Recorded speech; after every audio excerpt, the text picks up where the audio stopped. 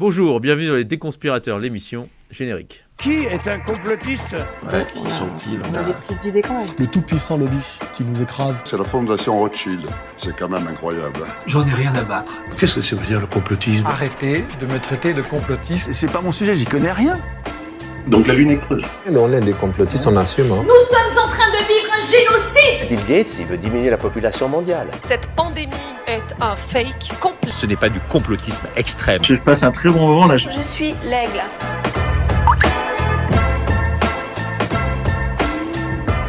Alors chaque semaine dans cette émission, avec Rudy Reichstadt et Tristan Mendès-France, exceptionnellement absents cette semaine, nous analysons toutes les théories du complot qui circulent pour vous aider à mieux vous y retrouver. Bonjour Rudy. Bonjour.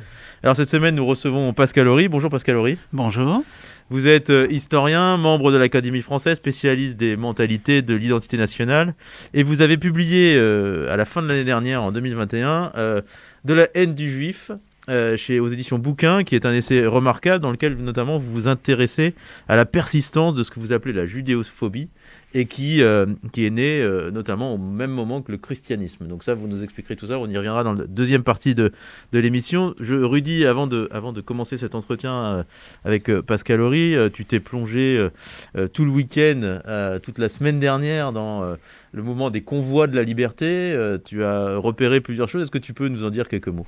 Oui, quelques mots, parce que c'est une émission d'actualité et des conspirateurs, donc il faut parler évidemment de ce convoi de liberté. On n'a pas eu d'émission depuis 3 semaines, je crois, depuis un 3 mois. semaines. Oui. Et donc, entre-temps, on a eu ce mouvement canadien qui a émergé, des Freedom Convoy, qui a émergé et qui a eu sa déclinaison en France, là, il y a quelques jours, ce week-end en particulier, sous le nom de Convoi de la liberté. Alors, qu'est-ce que c'est ?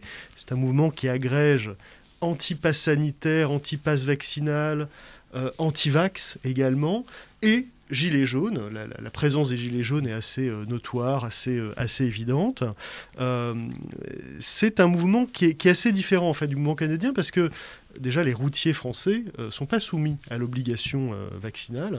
Ils n'ont pas besoin de passe pour aller au restaurant, etc. Donc, c'est un mouvement qui, dans sa forme, est assez différent. On y trouve des leaders improvisés, un peu comme au moment du mouvement des Gilets jaunes.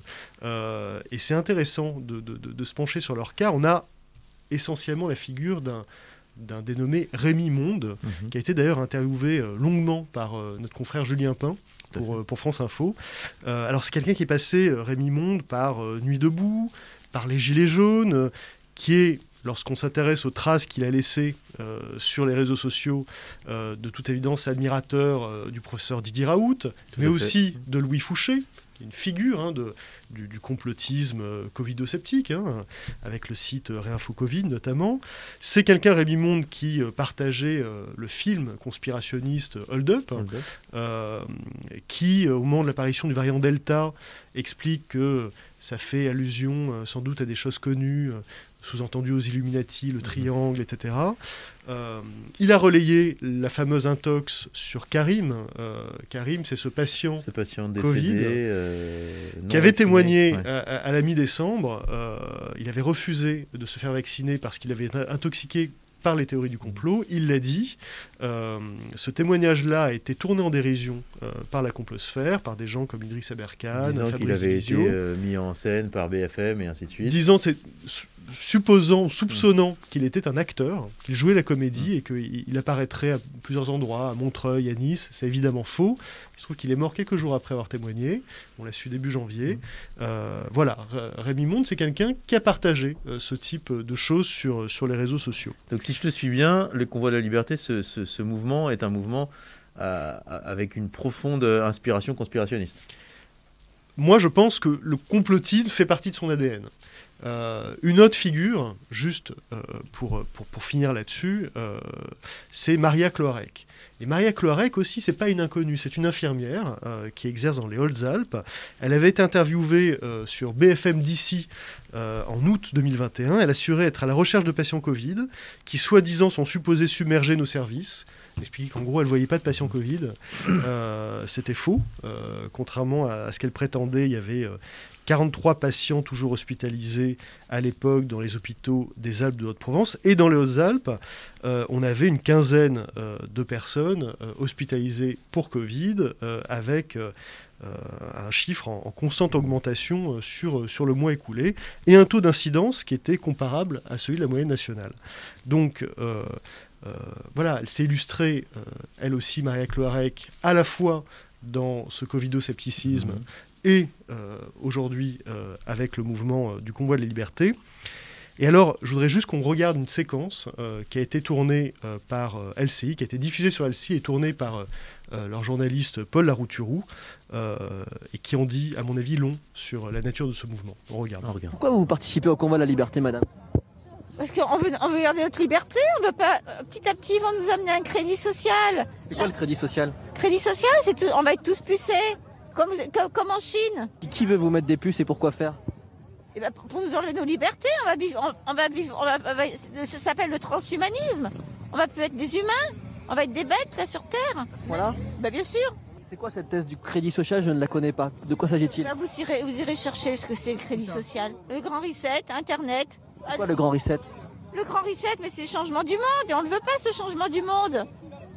Avec être tous pucés. Vous pensez qu'on veut vous installer des puces dans le corps ? Oui, tout à fait. Cette pandémie est un prétexte pour faire basculer le monde vers une société robotisée et déshumanisée. Un prétexte ? Vous pensez que c'est genre un complot ? Peut-être, oui. Pourquoi vous venez assister au départ du convoi de la liberté ? Mais parce que je manifeste contre le début de l'autoritarisme et le début du manque de liberté. Il va y avoir un génocide. Génocide ? Acceptable. C'est-à-dire ? Pourquoi vous parlez de génocide ? Parce que dans les vaccins, il y a la molécule Spike. Il touche votre ARN. Mais on vous a vacciné pour rien. C'était une grippette. Et vous voyez les chiffres, ils mentent. Tout est faux. Il n'y a pas le nombre de morts que vous croyez. C'est une aberration mentale. Il y a quand même eu des millions de morts dans le monde et des centaines de milliers de morts dans le France. Mais il y a 3 millions de morts pour les automobiles. Il y a 3 millions de morts pour la cigarette. Ils sont morts d'une grippe. Je ne peux pas parler à des gens qui ne comprennent rien. Je vais vous laisser parce que le convoi va partir. Je suis désolé, je vais vous laisser parce qu'on va louper le convoi. Merci madame, merci quand même. Bonne fin de journée. Ne faites pas passer parce que vous ne comprenez rien. Okay, on comprend rien. Allez, c'est parti. Donc voilà cette séquence. Vous ne comprenez rien, dit cette dame. Qu'est-ce que ça vous inspire, du coup, Pascal Horry, enfin, ces images ? Beaucoup de choses. D'abord, une remarque. C'est une preuve de plus d'une forme de mondialisation que la rapidité avec laquelle une révolte spécifique au Canada traverse l'Atlantique. Ça demandait quelques jours. On est à cette aune-là aujourd'hui. Deuxième remarque, évidemment, ça fait partie de ces mouvements radicaux qui associent le radicalisme au complotisme. Parce que ce qui me paraît les définir, c'est qu'en effet, ils sont anti-système. Ça permet d'avoir des convergences entre un anti-système de droite et un anti-système de gauche. Ce qui compte dans les convergences des extrêmes, c'est le mot extrême. C'est moins, à la limite, les valeurs qui étaient supposées fondatrices, qui finissent par s'entrecroiser complètement. Il est vraisemblable que ces personnes, on serait étonné de leur positionnement politique initial il y a quelques années, etc.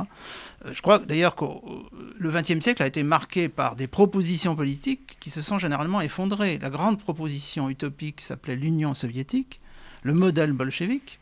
Ça a créé cette chute du modèle, chute du mur de Berlin et ses conséquences, un vide qui est occupé par le populisme. Je simplifie, mais le populisme est indépendant dans son histoire de ça, mais bien entendu, il a fleuri à l'échelle de la planète, pas seulement évidemment de la France, ni même de l'Occident. Regardez ce qui se passe en Inde. Vous avez un grand leader populiste en Inde, c'est la plus grande démocratie du monde, donc c'est un phénomène qui est mondial. En même temps, je crois que la mondialisation, aussi bien du virus que de ces modèles de contestation, ne prouve pas que le mondialisme progresse. C'est-à-dire qu'une des réponses à la mondialisation, c'est au contraire la crispation identitaire, nationaliste, raciste, etc. Donc, ça me paraît très instructif. Et ça montre que le phénomène des Gilets jaunes n'est pas un phénomène isolé. Ça a été, cependant, à mon avis, un phénomène français. Là, on a, en revanche, des exportations via, vraisemblablement, le Québec, un pays francophone, etc. Mais le phénomène des Gilets jaunes témoignait, et donc ce petit phénomène, me semble-t-il, maintenant on peut le dire, second, témoigne aussi d'une crise spécifiquement française liée à nos institutions. Ça, c'est une autre affaire sur laquelle on pourrait revenir un jour. C'est-à-dire une crise spécifiquement française? C'est-à-dire que nous avons des institutions politiques par rapport à nos pays voisins d'Europe occidentale qui continuent, malgré les formes de décentralisation, à être extrêmement centralisées dans leur lieu de pouvoir, donc avec une focalisation sur le chef de l'État qui est unique en Europe occidentale. Franchissez les frontières en Belgique, au Luxembourg, en Allemagne, en Suisse, en Italie, en Espagne, ce n'est pas du tout ce régime-là. Donc nous avons un régime qui, d'une certaine façon, on peut penser aux chênes et aux roseaux. C'est-à-dire qu'il est quand même très chêne, et pas tellement roseau, pas tellement souple. Et d'autre part, qui a cultivé la bipolarisation. Donc la bipolarisation, les élections présidentielles, le second tour des élections présidentielles, avec la possibilité simplement pour les 2 premiers candidats de se maintenir, tout ça a été voulu d'ailleurs par Michel Debré, le général de Gaulle. Il fallait que le vainqueur fût comme le géant hanté de sa fable, vous savez, il puisse se dire, moi j'ai au moins 50,1% des Français derrière moi. Mais tout ça contribue à un système qui met en scène le clivage et qui met en scène aussi la critique de l'institution. Puisque ce sont quand même fondamentalement des militants anti-système. Est-ce que l'architecture de ce système peut favoriser finalement l'émergence de théories complotistes, conspirationnistes, selon vous? Ou est-ce que c'est décorrélé ou pas forcément lié l'un à l'autre?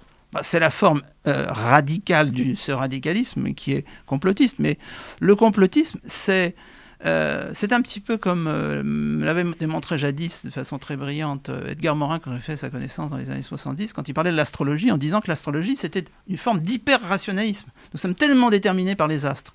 Eh bien le complotisme c'est une forme de rationalisme qui constitue un monde parallèle. Ça, c'est quand même très frappant dans l'entretien avec cette dame.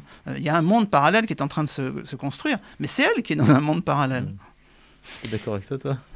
Oui, je suis assez d'accord avec ça. C'est-à-dire qu'il y a en tout cas une tentative de rationaliser, peut-être pour se rassurer d'ailleurs face à un monde incompréhensible. Mais c'est très rassurant. J'ai tendance à définir notre situation, je rappelle, mondiale, mais particulièrement occidentale pour commencer, puisque c'est parti d'Occident, comme celle d'un individualisme de masse. Ouais. Nous n'avons jamais été aussi individualistes, c'est-à-dire que l'individu a toujours existé. Ouais. Ça, à l'époque de Cro-Magnon, il y a des individus. Il se trouve que simplement notre documentation nous empêche parfois d'affiner. L'individu est là. Mais l'individualisme, c'est une autre affaire. Et il se construit peu à peu, dès l'Antiquité. Et il triomphe actuellement. Je ne sais pas s'il ira plus loin, je n'en sais rien. Mais tout encourage l'individualisme. Mais du coup, un risque énorme d'être solitaire, plus que solidaire, etc. Et une des réponses, c'est effectivement que une culture de tribu remplace les cultures du collectif traditionnel. Et c'est à ça que l'on arrive. Les réseaux sociaux en sont la meilleure preuve. Est-ce que vous croyez que... Qu'est-ce qui s'exprime là? Je veux dire, est-ce que c'est un mouvement qui doit nous inquiéter? Est-ce qu'on doit s'en réjouir en se disant que finalement des gens trouvent une sociabilité alternative, justement peut-être pour pas être seul face au monde, pour mettre en fait fictivement un pilote dans l'avion face à un monde dans lequel il n'y a pas de pilote dans l'avion précisément? Est-ce que c'est lourd de quelque chose peut-être de tragique, de dramatique à venir pour la démocratie? Est-ce que ça menace la survie de la démocratie? Voilà, quel regard vous portez sur ce genre de mouvements qui souvent font l'objet de commentaires alors très tranchés, très contradictoires, c'est-à-dire ou bien la condamnation ou bien l'exonération. Là, ce qu'on a entendu, par exemple, moi, je pense que c'est très représentatif, en fait, des gens qui sont dans ce mouvement. Nous, quand on est allé faire des micro-trottoirs à Paris, à plusieurs endroits, parle de théorie du complot aux gens, on leur propose des énoncés conspirationnistes, on n'a aucune difficulté à trouver des gens qui embrayent et qui ont ces idées-là dans la tête, qui y croient, qui y adhèrent. Vous voyez ce que je veux dire? On les sélectionne pas, quoi. On a beaucoup de gens qui croient à ces choses-là, réellement. Il y a sans doute la convergence de plusieurs phénomènes, comme d'habitude. Vous avez d'abord une possibilité d'expression décuplée. Qui sait si, il y a 100 ans, dans un estaminet, comme on disait dans le nord de la France, vous n'aviez pas ce genre de discours devant un petit blanc, sauf que vous n'aviez pas tout de suite la possibilité que plusieurs millions de personnes vous écoutent et vous relaient. Bon. Il y a quand même cette dimension-là. Il y a aussi cet effondrement de modèles alternatifs.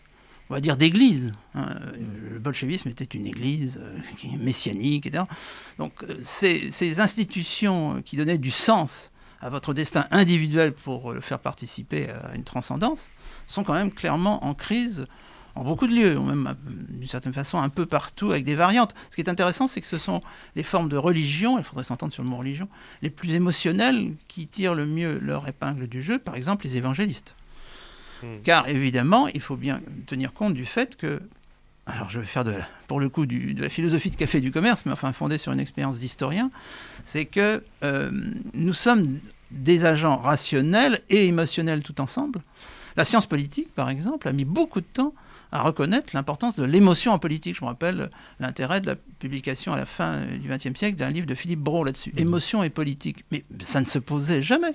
On n'imaginait pas, alors qu'on en avait la preuve tous les jours, que le politique, le culturel, l'économique, était un terrain émotionnel extraordinaire. Max Weber avait été un des premiers à pointer du doigt la dimension charismatique. Mais quand on lit Max Weber, qui meurt au début de la République de Weimar, dont il est d'ailleurs l'un des pères fondateurs, pour lui, ça appartient au passé. Le charismatique, c'est quand même plutôt l'ancien régime. Il avait sous les yeux la naissance d'un certain Adolf Hitler, etc. Bien entendu que le charismatique, bien entendu que l'émotionnel sont omniprésents, et surtout dans des sociétés où les solutions alternatives sont en crise. Chez Aristote, c'est le pathos, la rhétorique. Bien sûr. Il faut s'adresser aux émotions, et des images évocatrices, etc. Et on avait pensé que tout ça était maintenant mis en lisière. Et alors, pour revenir à la question de la démocratie était quand même une réponse qui se voulait aussi rationnelle, puisque l'être humain a des droits, etc. Et on se rend compte que la démocratie, comme ça a été dit par d'autres que moi, pas seulement par Winston Churchill, c'est le pire des régimes à l'exception de tous les autres, c'est-à-dire qu'on a tout de suite vu la manipulation de l'émotionnel par des leaders.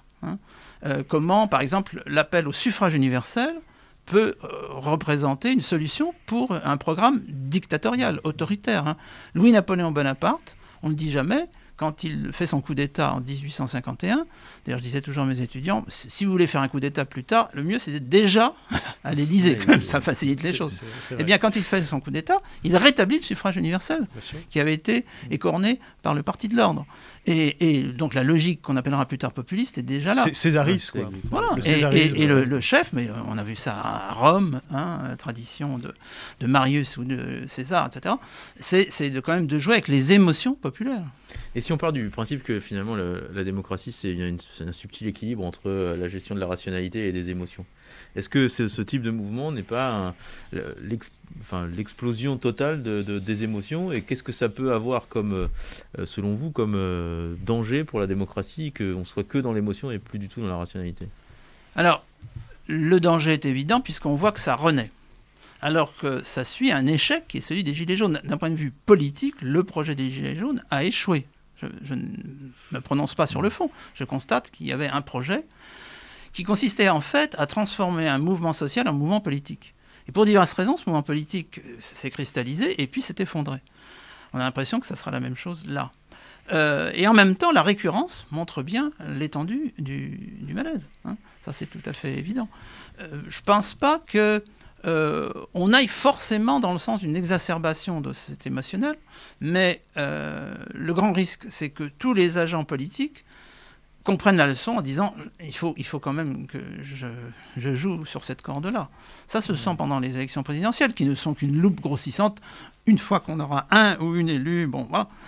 Il n'empêche qu'on sent bien que l'idée de jouer sur le charismatique est à la fois explicite ou implicite chez un certain nombre d'hommes politiques, de femmes politiques, et aussi d'intellectuels engagés dans la politique.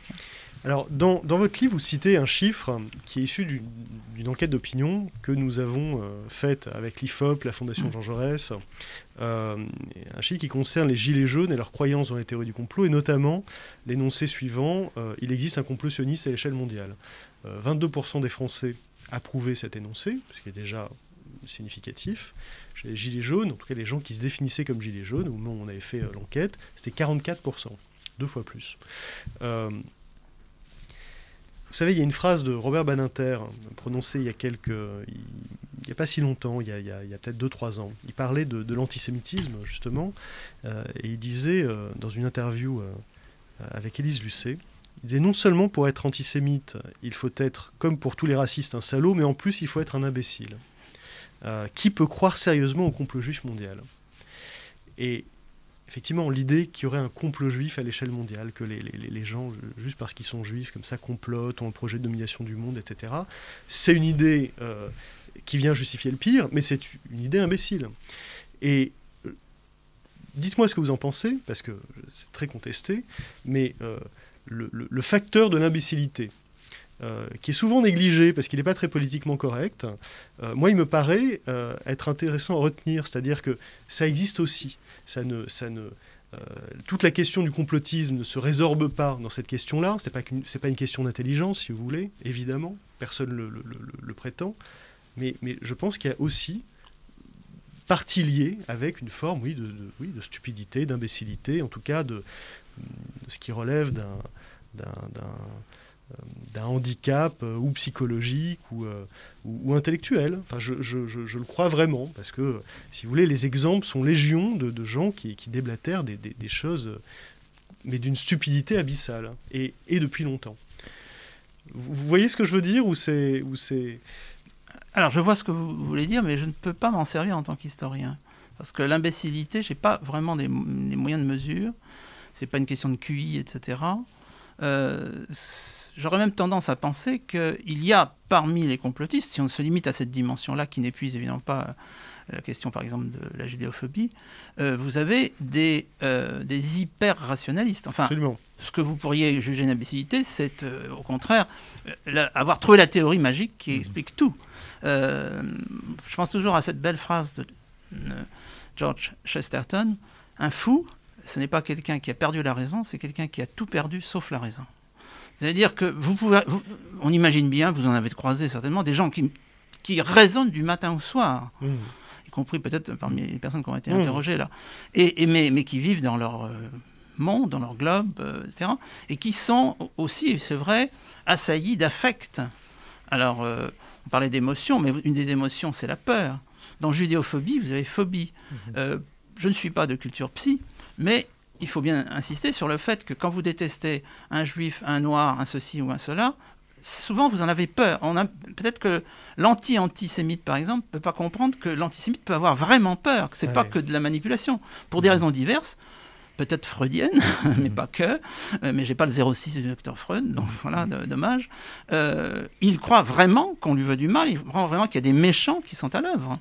Et ça, on peut difficilement supposer que ça sera éradiqué. La question, c'est de savoir comment la société fournit ou pas des ressources à ça.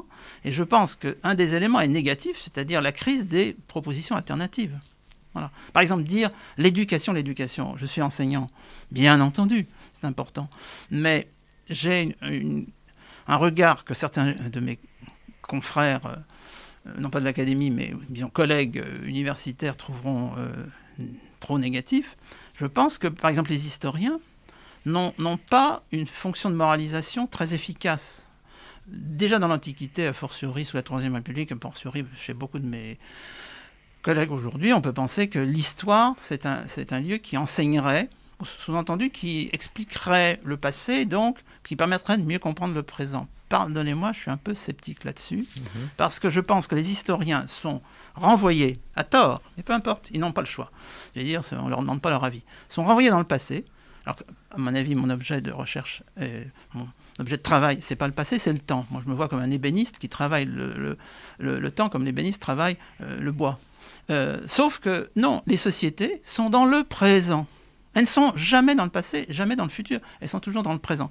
Un exemple évident, vous avez des électeurs de mouvements populistes. Moi, quand je disais ça à mes étudiants, je disais Front National. Après, j'ai dit Rassemblement National. Maintenant, il y a bien d'autres étiquettes qui sont descendants d'immigrés. Deuxième, troisième génération, un certain type d'immigrés.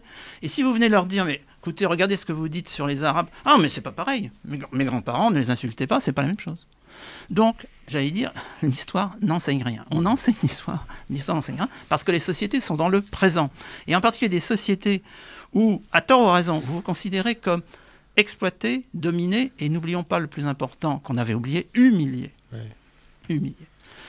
Si vous venez leur dire, écoutez, il y a eu le goulag, écoutez, il y a eu la Shoah, ils vont dire, mais attendez, de quoi vous me parlez? Moi, en ce moment, il y a mon voisin, il y a mon patron, il y a mon concurrent qui me veut du mal. Alors c'est très intéressant ce que vous dites, parce qu'il y a un tract Gallimard qui vient d'être publié de plusieurs historiens pour répondre à Éric Zemmour sur le terrain de l'histoire et des faits historiques. Donc pour vous, ce type d'initiative, elle est vouée à l'échec, ou en tout cas elle ne parlera qu'à des gens qui sont déjà convaincus au préalable? Oui, et puis peut-être pour rebondir aussi là-dessus, c'est qu'est-ce que ça veut dire finalement de la part d'un candidat à l'élection présidentielle d'utiliser l'histoire comme outil politique et comme cette façon de réécrire l'histoire, à quoi ça lui sert et pourquoi il y a un intérêt à utiliser l'histoire comme ça? Alors pour répondre d'abord à votre question, je crois que c'est indispensable et inutile. Et j'ai participé à une émission de radio, un peu in extremis, avec mon collègue qui était un peu, d'ailleurs mon élève quelque part, enfin, peu importe, Nicolas Offenstadt, sur les déclarations de Zemmour concernant Pétain ou l'affaire Dreyfus. Entre parenthèses, ce qui est tout à fait remarquable, c'est fascinant quand même, on peut être fasciné en histoire. Dans le cas de ce candidat, je ne vais pas trop citer, c'est ce qu'il a dit sur l'affaire Dreyfus. Ça dépasse tout. Parce qu'après tout, le débat sur Pétain, il avait déjà été organisé autour de Robert Aron, etc. Bon, donc, mais alors là, l'affaire Dreyfus, je ne l'avais pas vu venir. Bon. Donc j'ai fait un peu mon travail, mais je suis absolument convaincu qu'en effet, ça ne peut pas faire bouger ceux qui sont déjà convaincus. Ça peut simplement renforcer ceux qui disent « Ah non, mais quand même, tournons-nous vers les historiens pour savoir ce qu'il faut penser ». Mais fondamentalement, ce type de discours va faire bouger quand même quelques lignes du côté de ceux qui n'attendent pas des historiens la réponse, mais qui sont dans l'affect, effectivement. Puis alors, quant à la question de savoir pourquoi le recours à l'histoire, bon, le recours à l'histoire existe dans toutes les sociétés, mais la France est recordman, quand même. Ou pardonnez-moi, à cause de l'Académie française, championne. Elle est championne dans ce domaine, parce que nous sommes un vieux pays de continuité historique, un vieux pays d'État, un vieux pays catholique. J'entends par là que peu importe qu'on soit d'origine juive, mahométane ou protestante, tout ce qu'on veut, non, notre culture est catholique. Donc nous avons des clercs. Ça serait différent dans les pays protestants. Regardez d'ailleurs le beaucoup moins grand prestige politique que peut avoir une université dans le monde anglo-saxon. Donc, nous avons des clercs vers lesquels on se tourne. Et parmi ces clercs, il y a effectivement ceux qui sont porteurs depuis, j'allais dire toujours, enfin depuis la monarchie, l'ancien régime, relayé par la Troisième République, sans problème, de cette histoire qui est, pour moi, comme le dit Pérec, avec sa grande H. C'est-à-dire que le mot a été prononcé tout à l'heure une fois, mais j'aurais tendance à l'utiliser alors que les historiens généralement s'y refusent parce que ça les fait sortir de leur vocabulaire. C'est le tragique. D'ailleurs, j'en parle dans mon livre. Le tragique, c'est, pour simplifier, quand il y a d'ailleurs eu des considérations assez intelligentes d'Albert Camus sur la distinction entre drame et tragédie. Le tragique, pour moi, c'est quand la solution est pire que le problème, mais que c'est la solution. Et ça, je résume une bonne partie de l'histoire. Alors justement, vous parliez de ce livre, de la haine du juif qui est paru chez Bouquin. Vous avez fait le choix, tout au long de l'essai, d'employer plutôt le terme judéophobie au terme antisémitisme. Est-ce que vous pouvez nous expliquer pourquoi vous avez fait ce choix? Ce livre est le résultat d'une 40aine d'années de réflexion, malgré sa minceur apparente. Mais il est très dense. Il est très dense. Oui. D'ailleurs, quand on me dit que c'est très dense, c'est un compliment, mais j'aimerais bien que ce fût écrit avec un A, j'aurais préféré. Mais bon, voilà, c'est dense avec un E. Parce que, je m'en explique d'ailleurs, j'avais été troublé très, très anciennement par le titre de Jean-Paul Sartre, Réflexion au pluriel sur la question juive, en me disant, mais pourquoi est-ce qu'il ne questionne pas question déjà? Il dit plein de choses intelligentes, Sartre, mais il ne questionne pas le terme de question. Ouais, vous commencez l'essai par « Il n'y a pas de question juive, mais une question anti-juive, assurément. » Voilà. Oui, parce que poser qu'il y a une question juive, comme dans un micro-trottoir de tout à l'heure, etc., c'est pour moi être dans une posture anti-juive. Voilà. C'est-à-dire qu'on extrait une partie de la population, on dit « Ah, il y a une question juive. » Bon. Donc je me pose la question naïve, mais d'où ça vient, cette idée qu'il y aurait une question juive? Et là, je m'engage, parce que j'ai sous-titré mon livre, non pas effectivement essai, mais essai historique. En tant qu'historien, j'essaye de documenter ce qui apparaît comme une thèse, mais les historiens passent leur temps aussi à défendre des thèses. Il faut simplement qu'ils les documentent. À savoir que c'est avec le christianisme que se noue la tragédie. Et donc ça m'oblige à argumenter, ce sont les premières dizaines de pages du livre, sur toutes les objections qui viennent en foule en disant « Mais attendez, regardez, chez les Grecs, de la période hellénistique, chez les Romains... » Non.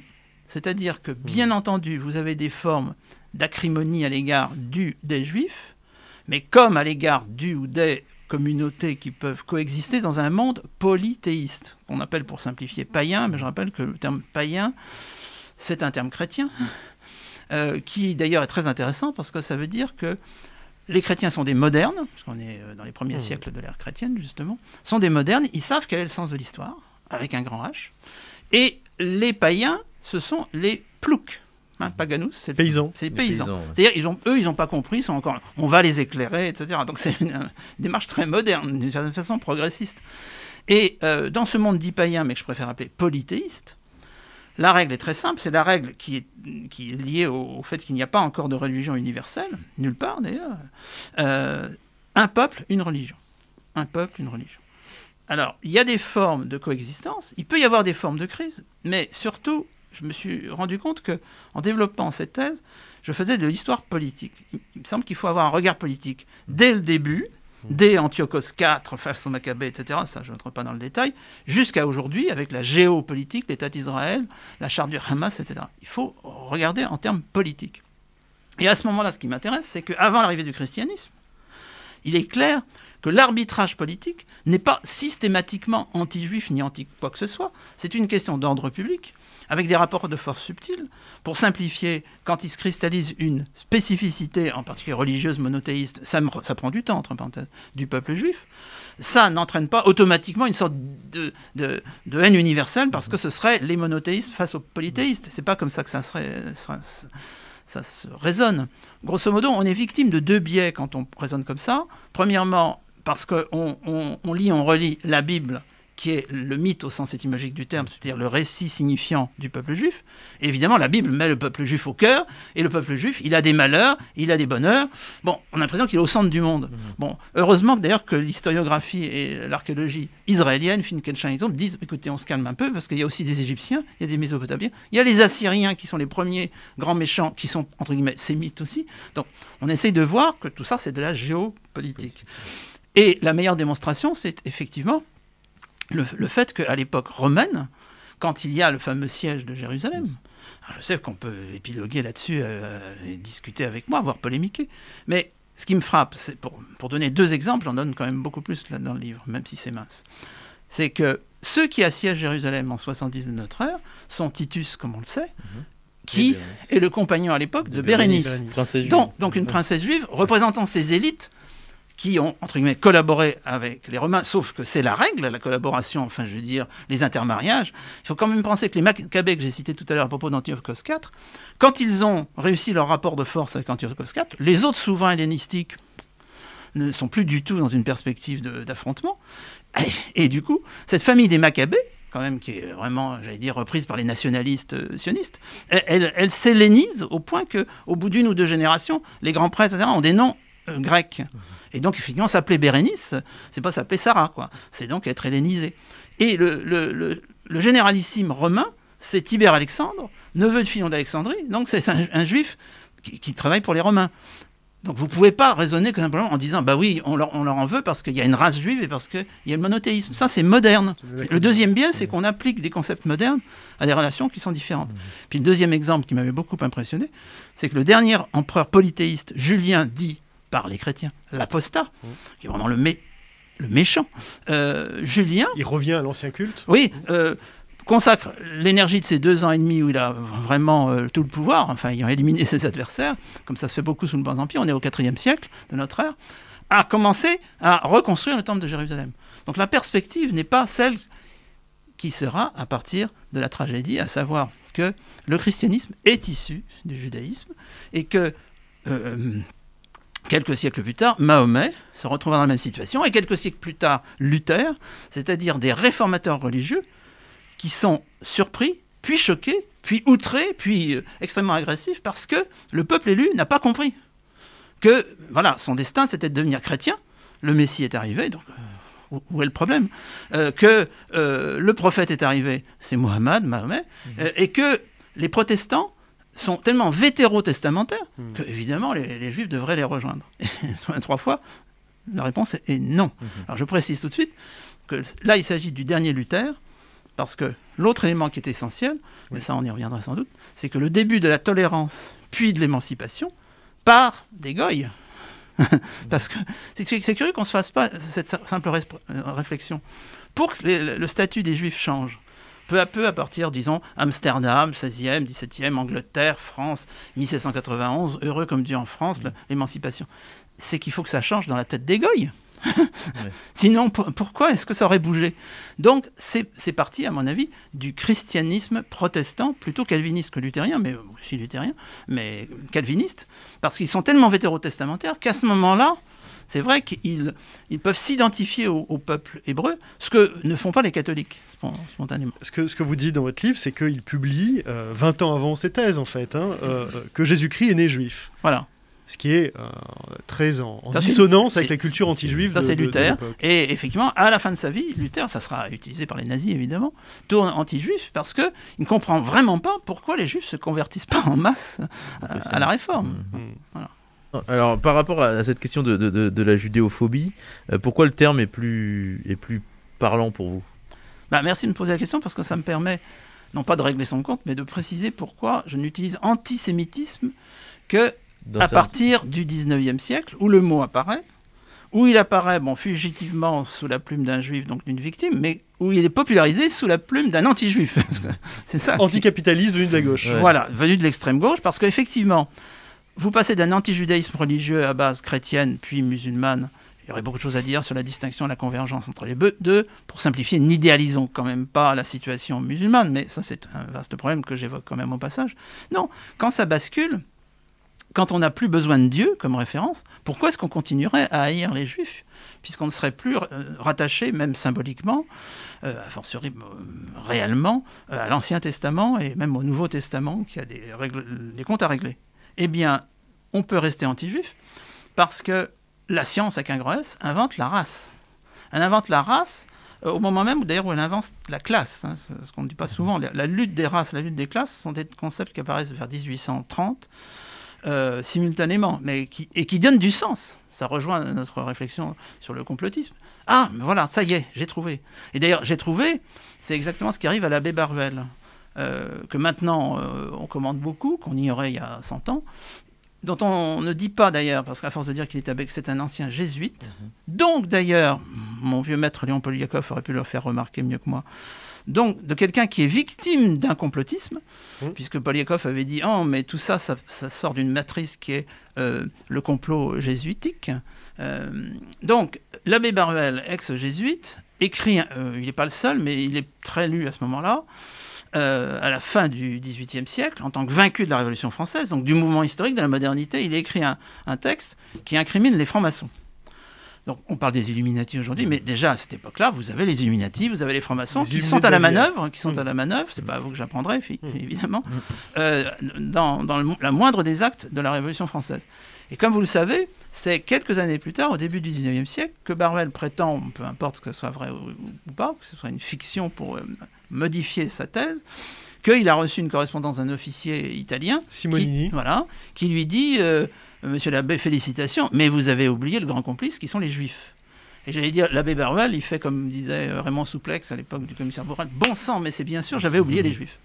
Et donc à partir de ce moment-là, vous avez le couple judéo-maçonnique. Et cette lettre d'ailleurs sort, mais des décennies plus tard, je crois, dans les années 1880, c'est ça Oui, par ailleurs, oui. Mais on se pose la question, Pierre-André Taguieff, entre autres, de la réalité de ce personnage. Toujours est-il que vous avez désormais bien installé, bien structuré le complot judéo-maçonnique, et ça permet de voir converger les anciens anti-judaïstes ou judaïques religieux, d'abord catholiques, puis d'ailleurs pourquoi pas musulmans, et puis d'autre part les nouveaux qui n'ont plus besoin d'une référence à la religion, à la Bible, pour continuer à haïr le juif, au moment où effectivement c'est le capitalisme qui devient un adversaire central, et qu'à la place du petit usurier juif, d'ailleurs confiné dans ce type d'activité par la législation chrétienne sur laquelle je reviens, médiévale, on va mettre Rothschild. Et ça fonctionne. Puis comme la science vous dit qu'il y a des races, moi, ce qui m'avait beaucoup frappé, j'ai même découvert ça depuis la rédaction de ce livre, en ce qui concerne deux anciens communards, jeunes communards, vous avez toute une tendance socialiste autoritaire, les blanquistes, qui sont très intéressants parce que c'est le chaînon, pour simplifier, le chaînon manquant entre les jacobins et les bolcheviks. Et d'ailleurs, Léon Blum le dira au congrès de Tours en 1900 en disant, chers camarades, vous allez rejoindre le Parti communiste, vous faites du blanquisme.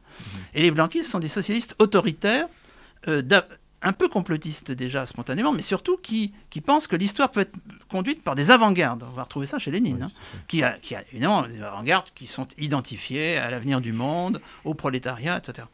Et c'est dans les milieux blanquistes qu'on trouve, dans les années 1880, la récupération des thèses antisémites pures et simples, où effectivement il y a un affrontement éternel entre les Ariens avec un Y et les Sémites, chez des anciens communards.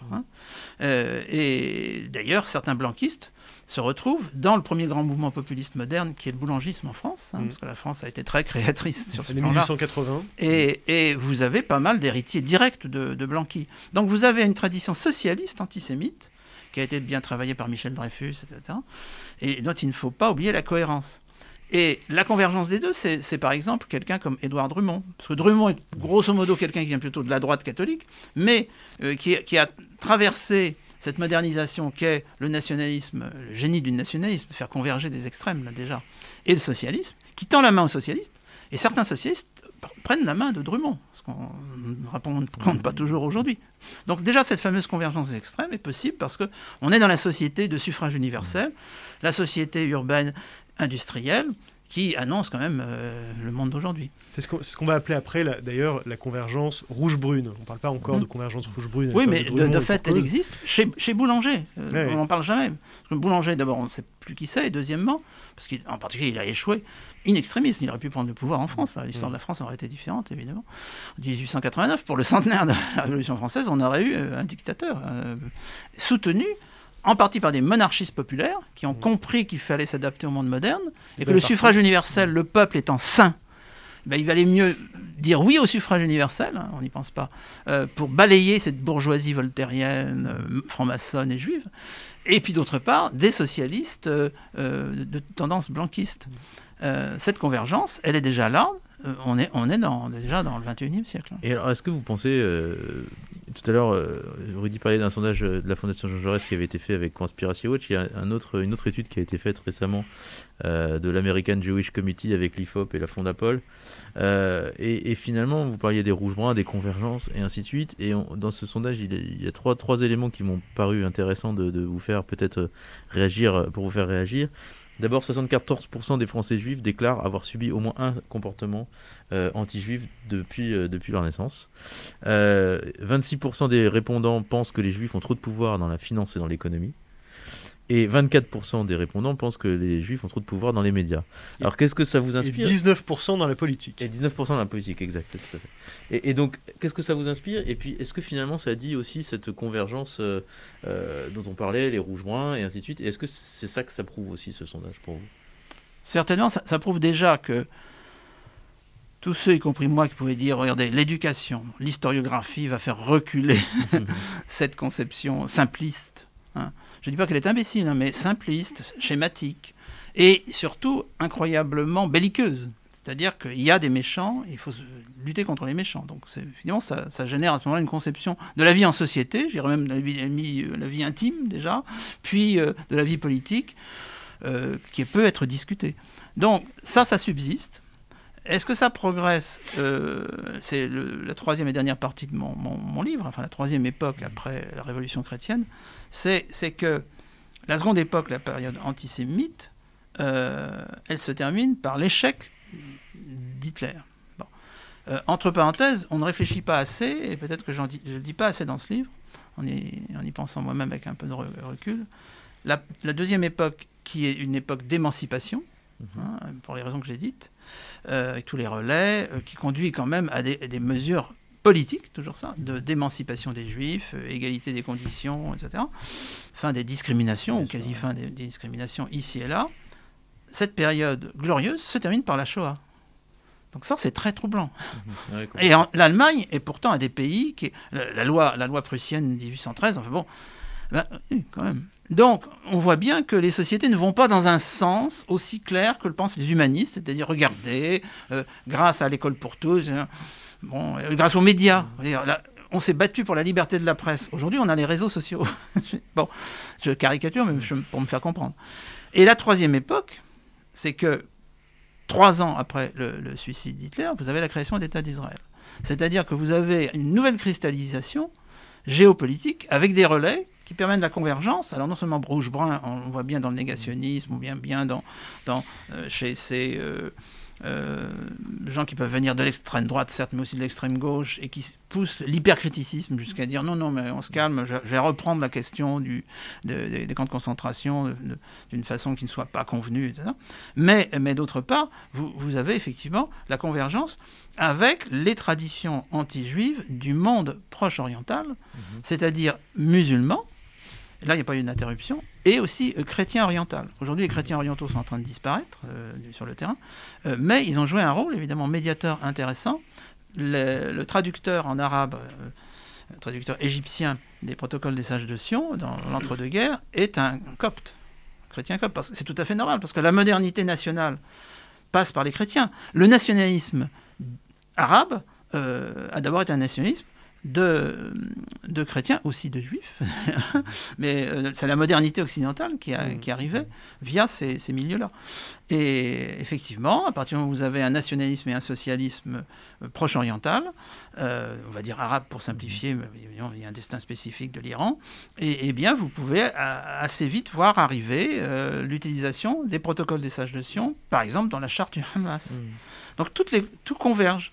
Et comme de surcroît, ce mouvement révolutionnaire du monde proche-oriental s'est délaïcisé et re-islamisé, il ne faut pas oublier qu'effectivement, à l'époque de Nasser, à l'époque où l'un des principaux leaders palestiniens s'appelait Georges Habash, donc Georges, un chrétien, on est passé à autre chose. On sait bien qu'aujourd'hui, le Hamas est plus représentatif d'une bonne partie de l'opinion publique palestinienne au-delà de la bande de Gaza que l'OLP. Bon, tout ça va, j'ajouterais hélas, mais en tant qu'historien, je n'ai pas à dire hélas, je constate, dans le sens d'un durcissement. Et alors, vous disiez finalement, comme tous les humanistes, vous pensiez que l'école, l'éducation allait permettre d'éradiquer, ou en tout cas de faire reculer cette haine du juif.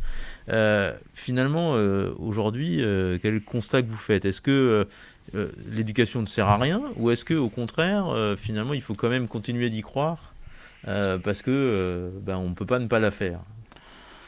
Il faut continuer d'y croire parce que d'une certaine façon, sinon, on s'apprête les bases du métier, et du sens qui n'est pas simplement de transmettre un savoir, mais de transmettre une manière de raisonner, une intelligence, ce qui est autre chose que le savoir. Parce qu'il y a pas mal d'intellectuels qui sont fort peu intelligents, d'après moi. Donc, sur cela, j'ai aucune idée. J'ai travaillé sur les intellectuels, Dieu sait, mais j'ai jamais eu une idolâtrie de l'intellectuel. L'intellectuel peut être dogmatique, même souvent s'il se reconnaît, ce qui est très dogmatique, radical, et non pas modéré, etc. Mais, en même temps, c'est ça le tragique, je vois bien les raisons pour lesquelles les sociétés peuvent être sourdes et aveugles à ça. Et alors, quelles sont ces raisons pour vous ? C'est-à-dire qu'elles sont dans leurs intérêts du présent. Je vous donne un simple exemple. Je ne suis pas de ceux qui pensent que, d'abord, la mondialisation incontestable produise le mondialisme, j'ai déjà dit. D'autre part, que si la prophétie, quand je dis prophétie, c'est pas du tout un jugement de valeur, simplement fonctionnement, c'est une prophétie écologique et vérifiée, ça se traduise par plus de démocratie participative. On trouve ça dans le discours écologiste. Mais où avez-vous vu ça dans l'histoire ? Ça se traduit plutôt par des durcissements identitaires. Crispation. Quand il y a le feu au lac, le dictateur. Alors le dictateur, une fois qu'on lui confie le pouvoir... Vous êtes de ceux qui pensent qu'il y a un lien entre l'antisémitisme et la crise de la démocratie, que d'une certaine manière... Ce qu'on entend souvent, les juifs sont un peu les canaris dans la mine. Lorsque, vous voyez, quand ça va mal pour les juifs, en général, ça va mal pour la République, ça va mal pour la démocratie, etc. Est-ce que vous pensez qu'il y a un lien réel, historiquement, ou est-ce que c'est une projection, on se fait plaisir, voilà. pense qu'il y a un lien, mais qui n'est pas destiné à flatter, par exemple, l'orgueil juif. C'est pas la question. C'est qu'il y a un lien consubstantiel qu'un historien peut constater de façon très élémentaire. C'est-à-dire que l'émancipation des juifs correspond à la modernité politique, quand même. Plus au libéralisme, d'ailleurs, que la démocratie. Je rappelle que dans la définition de la démocratie, il n'y a pas un espace pour la liberté. C'est là aussi où je trouble mes enfants qui disent « Ah, on n'est pas en démocratie ». Mais ça veut dire quoi, on n'est pas en démocratie ? Tu veux dire démocratie libérale. C'est une des versions. Mais il y a des démocraties autoritaires, qui sont quand même des démocraties, fondées sur la souveraineté populaire, on le voit bien, et des démocraties totalitaires. Donc, le libéralisme et sa version, disons, privilégiée en Occident, qui s'appellerait la démocratie libérale, oui, on voit très bien comment les Juifs y ont trouvé un bénéfice pur et simple, qui est tout simplement d'exister et de ne plus être affectés de cette notion de question juive. Mais évidemment, tous ceux qui, pour des raisons diverses et variées, pensent que leur intérêt, et quand je dis ça, c'est pas l'intérêt au sens le plus mesquin du terme, c'est leur intérêt symbolique, leur conception du monde, de la famille, tout ça, est menacé, ceux-là vont avoir tendance à chercher des responsables. Hein, ça, c'est, voilà. La responsabilité, il n'y aura pas que les Juifs, mais les Juifs sont tellement identifiés à la modernité. Alors, c'est ça, pour vous, le nœud de l'énigme. C'est-à-dire que pourquoi les Juifs sont des bons candidats, en fait, à l'idéation conspirationniste.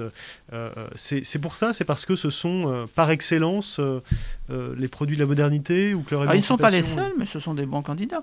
Ils sont pas les seuls dans la mesure où vous aviez, à l'époque où s'est cristallisé génialement le nationalisme, ils étaient aux côtés des internationalistes. Alors, certains étaient juifs et internationalistes, alors, double peine. Des francs-maçons, donc il y a quand même comme ça des familles d'esprit, disons, des communautés, enfin j'aime pas beaucoup le mot communauté, dans des démocraties libérales, mais qui sont affectés de ce signe-là. Et ce qu'il y a surtout, c'est que les raisons émotionnelles de leur en vouloir ressurgissent sans cesse. On le voit bien. On retourne au début de notre conversation avec ce convoi, la liberté, etc. Bon, c'est une souffrance, mais vraiment éclatée, presque groupusculaire parfois. Je me sens mal, je suis au chômage. Bon, bref, je ne vais pas entrer dans le détail. Mais évidemment, je ne suis pas fondamentalement responsable. Le responsable, ce n'est pas moi. Ça, c'est tout à fait clair. On a entendu récemment Serge Klarsfeld expliquer que ce qu'il entendait aujourd'hui à propos des musulmans et de cette recherche du bouc émissaire, quelque part, de responsable dont vous parliez, ressemblait à ce qu'on entendait dans les années 30-40 à propos des Juifs. Et Anne Hidalgo l'a dit aussi. Anne Hidalgo l'a dit aussi. Est-ce que vous êtes d'accord déjà avec cette analyse ? Est-ce que c'est une analyse qui vous parle à vous en tant qu'historien ? Et est-ce que finalement la recherche de bouc émissaire aujourd'hui, sur les musulmans, mais aussi sur les juifs, puisqu'il y a la théorie du complot et ainsi de suite, et aussi une des falsifications de notre esprit démocratique. Je pense que les xénophobies se ressemblent. L'exercice auquel s'est livré Serge Klarsfeld, je m'y étais livré à l'occasion, bien avant sa candidature aux élections présidentielles, sur des textes d'Éric Zemmour. Ça fonctionnait très bien, c'est-à-dire qu'on remplaçait le mot musulman par le mot juif, c'était du Drummond.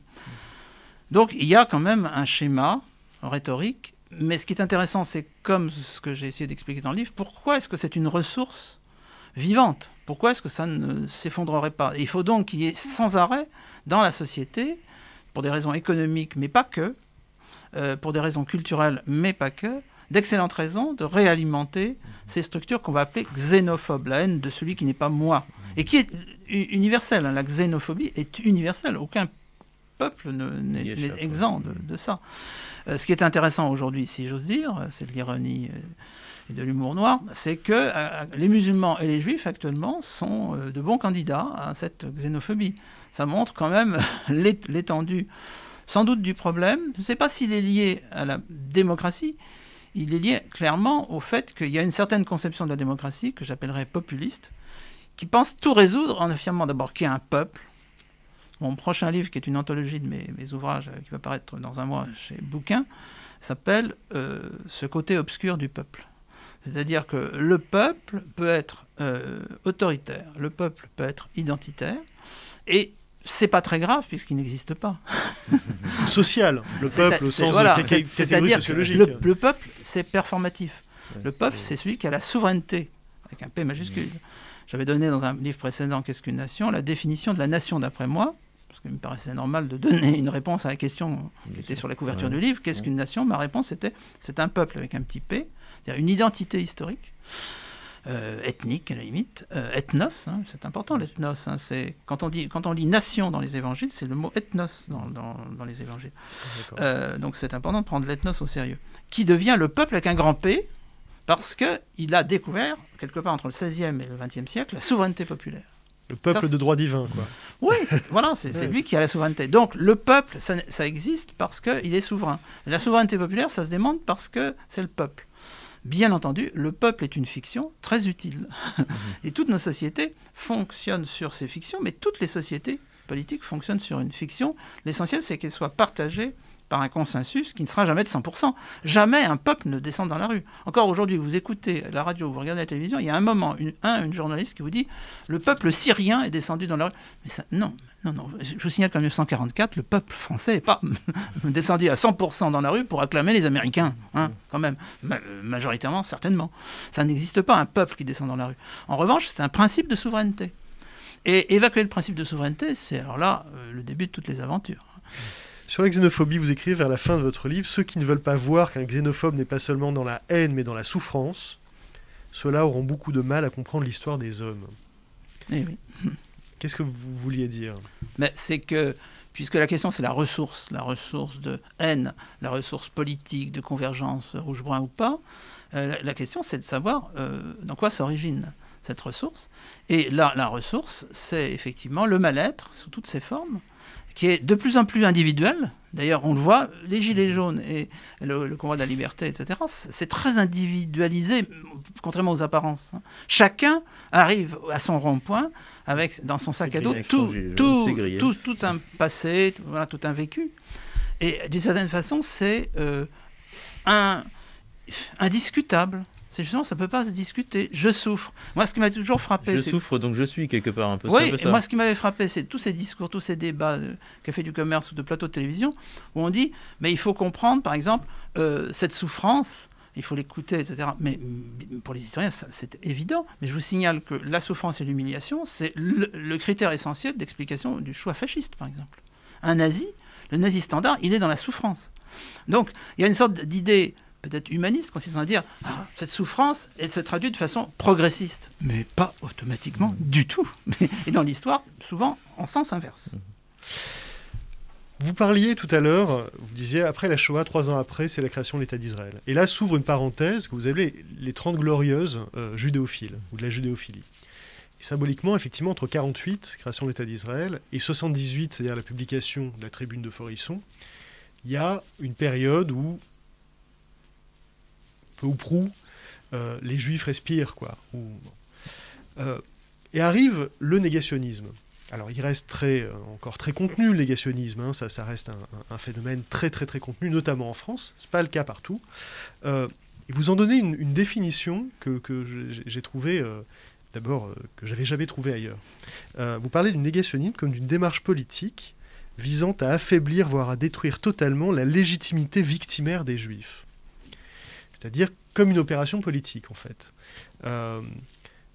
Qu'est-ce que ça empêche, en fait, cette légitimité victimaire des Juifs? Voilà. Pourquoi les négationnistes se font forts d'essayer de la détruire ou de lui nuire? Alors la question est de savoir si c'est leur intention. Il se trouve que tout se passe comme si, hein, bien entendu. C'est-à-dire que cette judéophilie, entre parenthèses, moi et mes collègues, nous travaillons trop sur les phobies, pas assez sur les philies. Les sociétés sont parcourues de mouvements de xénophilie, par exemple, très intéressants à étudier. Alors je pourrais ajouter heureusement, mais aussi je retire mes jugements de valeur. C'est que, au long des 30 Glorieuses, vous avez d'abord l'effondrement, pour simplifier, de l'antisémitisme fasciste. Il n'y a pas que ça, hein. Il y a d'ailleurs le ressurgissement, auquel je consacre quand même plusieurs pages, de formes d'antisémitisme, et là, effectivement, d'antisémitisme et déjà d'antisionisme sous Staline, hein, dont c'est un peu troublant, là aussi. Oui. Mais il y a l'idée que le sens de l'histoire est confirmé, c'est-à-dire qu'il y a eu cette horreur, mais tout se referme et on reprend la logique des Lumières, quoi. Et à ce moment-là, on peut dire qu'il y a un équilibre qui est atteint, mais qui est peut-être fondé, mais là je ne veux pas trop m'aventurer sur ce terrain parce que ce sont les psys qui seraient vraiment ceux qui pourraient nous répondre, qui est quand même un sentiment de culpabilité aussi. L'Occident se considérant, voilà, à tort ou à raison, comme complice. Ça ne concerne pas le Proche-Orient, comme vous l'aurez remarqué, puisque le Proche-Orient peut dire, écoutez, c'est pas nous qui avons créé Auschwitz, etc. Donc, à la limite, ça fonctionne pour l'Occident, ça ne fonctionne pas pour la planète, bien entendu. Et au-delà, je dirais que ça ne pouvait avoir qu'un temps. Je dirais que c'est aussi l'époque où on a beaucoup cru à l'Europe. L'Europe comme réponse à la montée des nationalismes. Et je rappelle toujours, j'ai écrit un petit tract Gallimard là-dessus aussi, au début de la pandémie, que l'année 2020 restera dans l'histoire pour deux événements importants. La preuve de la mondialisation, c'est le virus, et le Brexit. Donc, évidemment, le sens de l'histoire... Il n'est pas écrit d'avance. Non. Eh ben, merci beaucoup Rudy, merci beaucoup Pascal Horry d'avoir été notre invité aujourd'hui. De la haine du juif chez Bouquin, lisez cet essai, ça va vous faire réfléchir et ça va vous interroger, donc n'hésitez pas. On se retrouve sur les réseaux sociaux, dans Antidote, dans Complorama et aussi dans quelques jours, peut-être la semaine prochaine ou la semaine d'après. C'est encore en cours de calage. Avec Tristan, on espère. Et avec Tristan, évidemment. Allez, à la semaine prochaine.